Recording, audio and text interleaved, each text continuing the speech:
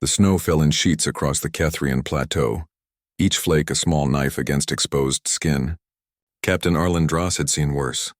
He'd survived the vacuum breaches on Station Omega, walked through plasma storms on Helios 7, and endured interrogation in the ice prisons of the Vortan Confederacy. But this bitter, gnawing cold that seeped through his combat armor's failing thermal regulators, this was different. This was nature's indifference, and it cared nothing for his service record. His distress beacon had been broadcasting for 6 hours. No response. The crash had scattered his squad across 50 kilometers of frozen wasteland, and Dross had watched his shuttle's black box sink into a crevasse, taking any hope of a quick rescue with it. His armor's HUD flickered, displaying critical warnings in angry red text. Power at 12%. Life support compromised. Estimated survival time: 4 hours. He'd made peace with worse odds. The cave entrance appeared like a wound in the mountainside, and Dross stumbled toward it, his legs heavy with exhaustion and cold. Shelter.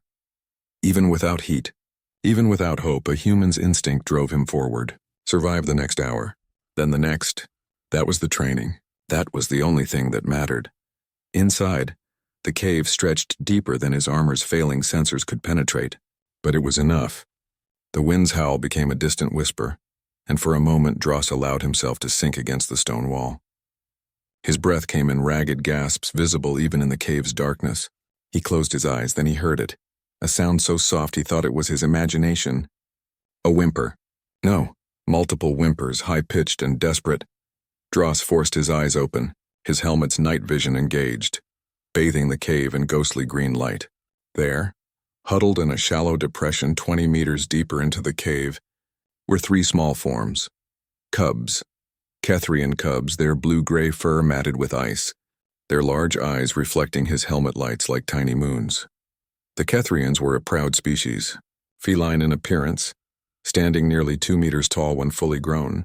These cubs were barely half that size, their bodies pressed together in a futile attempt to share warmth. They couldn't have been more than a few months old. "Where are your parents?" Dross whispered, though he knew they couldn't understand Standard. The universal translator in his helmet was offline, another casualty of the crash. The smallest cub, her fur a lighter shade than her siblings, stared at him with eyes that held too much understanding for something so young. She didn't move, didn't make a sound. She was conserving energy, Dross realized. These cubs knew they were dying. He checked his armor's chronometer. 3 hours and 42 minutes of life support remaining. Enough to see the dawn, perhaps. Enough to die with dignity. The smallest cub's eyes never left his face.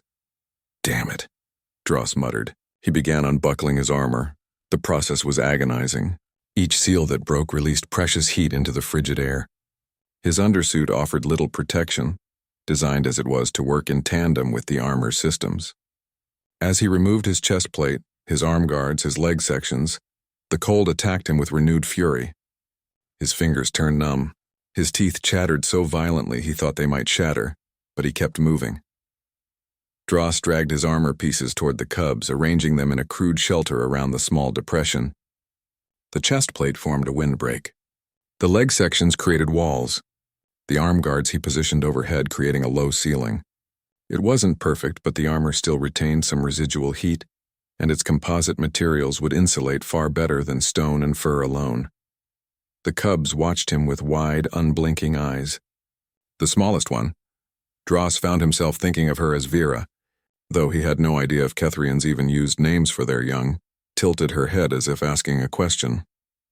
"Go on," Dross said, gesturing toward the makeshift shelter. "Get in there." They understood tone if not words. Slowly the cubs crawled into the armor shell. Dross used his helmet as the final piece, sealing the entrance and activating its emergency beacon. The helmet's power cell would last longer than his armor's main system. If rescue came, they'd find the beacon first. They'd find the cubs. In his undersuit, Dross retreated to the mouth of the cave. The cold hit him like a physical blow and he gasped, wrapping his arms around himself. His body began to shake uncontrollably.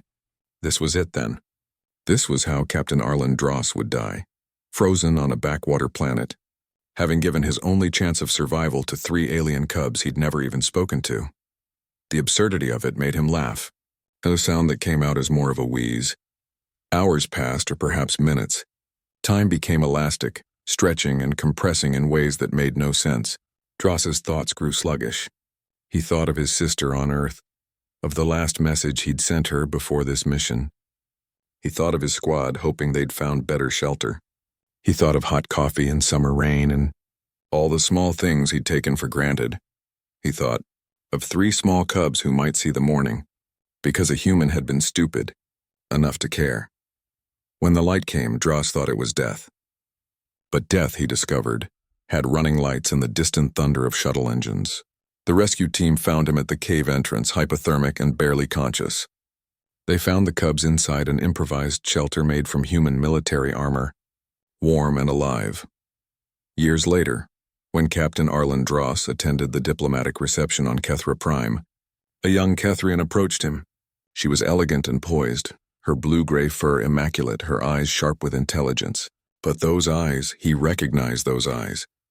"Captain Dross," she said in perfect standard, bowing low, "I am Ambassador Vera of House Kethros. I wanted to meet the human who taught me that armor exists, not just to protect the one who wears it, but to protect those who need it most." Dross smiled, feeling warmth spread through his chest that had nothing to do with the reception hall's temperature. "You survived." "We all did," Vera replied, "because you chose to freeze so we wouldn't have to." That night I learned what humanity truly means. As other Kethrians gathered around, eager to meet the legendary human who'd sacrificed his survival for their kind, Dross understood something he'd never quite grasped in all his years of service. Sometimes the greatest battles weren't won with weapons or tactics. Sometimes they were won with a simple, stupid, beautiful human impulse to save those who couldn't save themselves, even if it meant dying in the cold. Especially then.